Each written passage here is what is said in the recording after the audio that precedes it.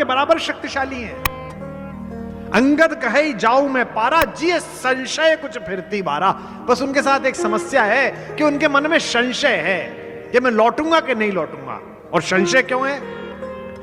क्योंकि अंगद और रावण का पुत्र अक्षय कुमार एक ही गुरु के शिष्य हैं। अंगद बार बार अक्षय कुमार को बचपन में धो देते थे पकड़ के, वो रोता हुआ गुरुजी के पास जाता था। गुरुजी ने कई बार अंगद को समझाया। अंगद एक तो राजकुमार थे, इंद्र के बेटे थे। कल मैंने बताए थे इंद्र के बेटे कैसे होते हैं, आपने बड़ा आनंद भी लिया था। मानते नहीं थे, गुरुजी कहते थे भाई ऐसे क्यों मारता है, लेकिन अंगद को चढ़ती तो पीट देते थे अक्षय कुमार को, रावण के लड़के को। तो गुरुजी ने गुस्से में एक बार शाप दिया कि अगर अक्षय कुमार पर तूने हाथ भी उठाया तो तू मर जाएगा। यही संशय उनके मन में था कि मैं गया और सामने अक्षय कुमार मिल गया तो इसलिए समस्या हो जाएगी। और रावण को भी यह पता था कि बंदर आया है तो अंगद आया होगा, इसलिए आपने देखना कि सबसे पहले उसने अक्षय कुमार को भेजा। पुनि पठयऊ तेई अक्ष कुमारा, चला संगले सुबट अपारा। अंगद को कब भेजा? जिस दिन युद्ध होना था उससे पहली रात। यह भारत के विदेश मंत्री का संवाद होना चाहिए जो मैं बोलना चाह रहा हूं। यह भारत की विदेश नीति में IFS में पढ़ाया जाना चाहिए जो रामकथा कह रही है। युद्ध को हम अंतिम समय तक टालेंगे, लेकिन भारत का यह उद्घोष है कि युद्ध प्रारंभ हम नहीं करेंगे लेकिन समाप्त हम ही करेंगे।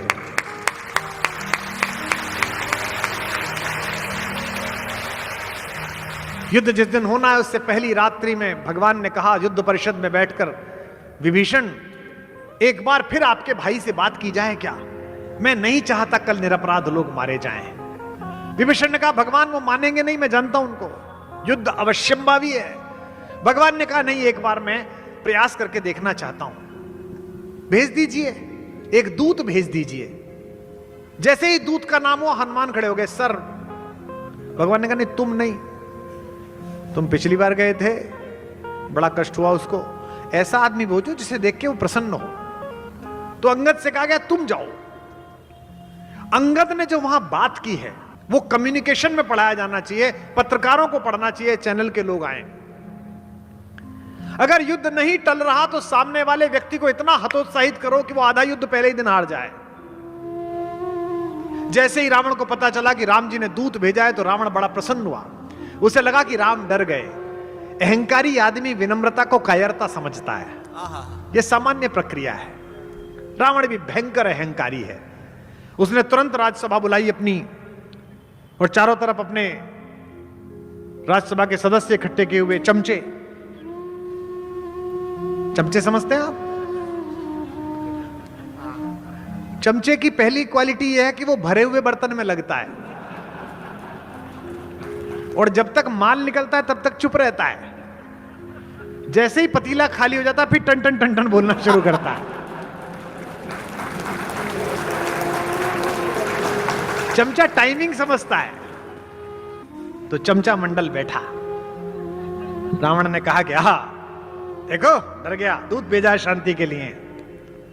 अब अंगद आके खड़ा हुआ, नीचे पैर में शनि देवता पड़े हुए हैं, नवग्रह सामने हैं। अहंकार में बोला कौन हो तुम? ने कहा जी मैं राम जी का दूत हूं। क्या नाम है? अंगद। किसके लड़के हो? उसने कहा हां महाबली बाली का। तो जानता तो था, बाली 7 बार पीट चुका था इसे, यहां लगा के सागर पे चक्कर मार चुका था। लेकिन चमचों से घिरा हुआ व्यक्ति अक्सर अहंकार में होता है।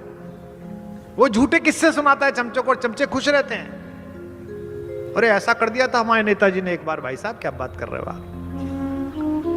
एक रात में चुनाव बदल दिया था। बोला किसके? कौन के सुत? महाकवि केशव लिखते कौन के सुत? कहता बाली के। अंगद से बोलता को बाली?